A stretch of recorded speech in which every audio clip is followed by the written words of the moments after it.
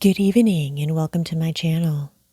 Tonight, we'll be reading the final chapter of The Murder of Roger Ackroyd by Agatha Christie. Chapter 27, Apologia. 5 a.m. I am very tired, but I have finished my task. My arm aches from writing. A strange end to my manuscript. I meant it to be published someday as the history of one of Poirot's failures. Odd how things pan out. All along, I've had a premonition of disaster from the moment I saw Ralph Patten and Mrs. Ferrars with their heads together. I thought then that she was confiding in him. As it happened, I was quite wrong there. But the idea persisted even after I went into the study with Ackroyd that night, until he told me the truth. Poor old Ackroyd. I'm always glad that I gave him a chance. I urged him to read that letter before it was too late. Or let me be honest, didn't I subconsciously realize that with a pig-headed chap like him, it was my best chance of getting him not to read it? His nervousness that night was interesting psychologically. He knew danger was close at hand, and yet he never suspected me.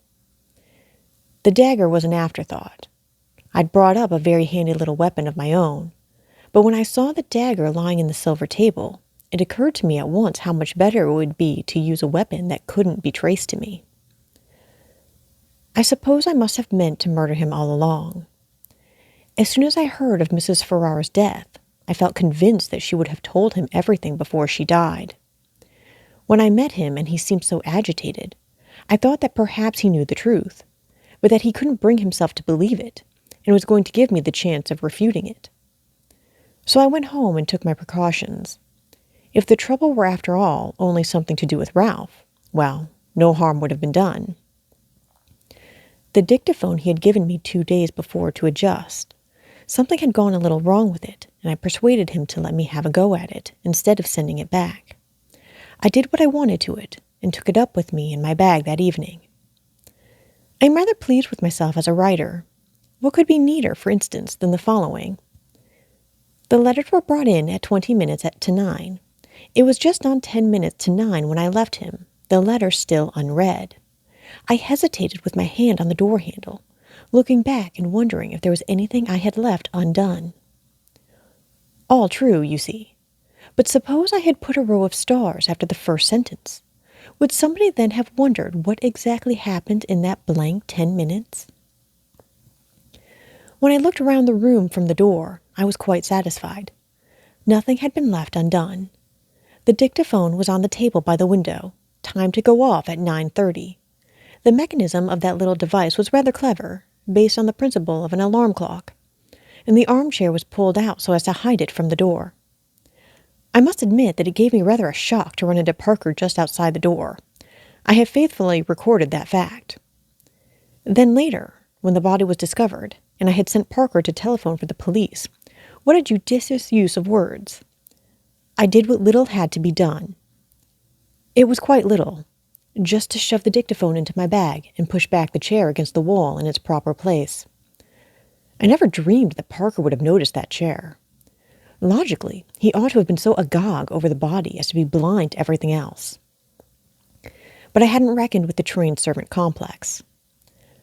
I wish I could have known beforehand that Flora was going to say she'd seen her uncle alive at 9:45. That puzzled me more than I can say.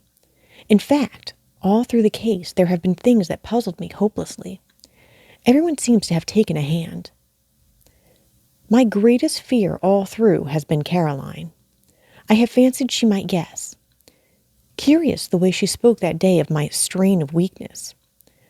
Well, she will never know the truth. There is, as Poirot said, one way out. I can trust him. He and Inspector Raglan will manage it between them. I should not like Caroline to know. She is fond of me, and then, too, she is proud. My death will be a grief to her, but grief passes. When I have finished writing, I shall enclose this whole manuscript in an envelope and address it to Poirot. And then, what shall it be? Veronal? There would be a kind of poetic justice. Not that I take any responsibility for Mrs. Ferrars' death.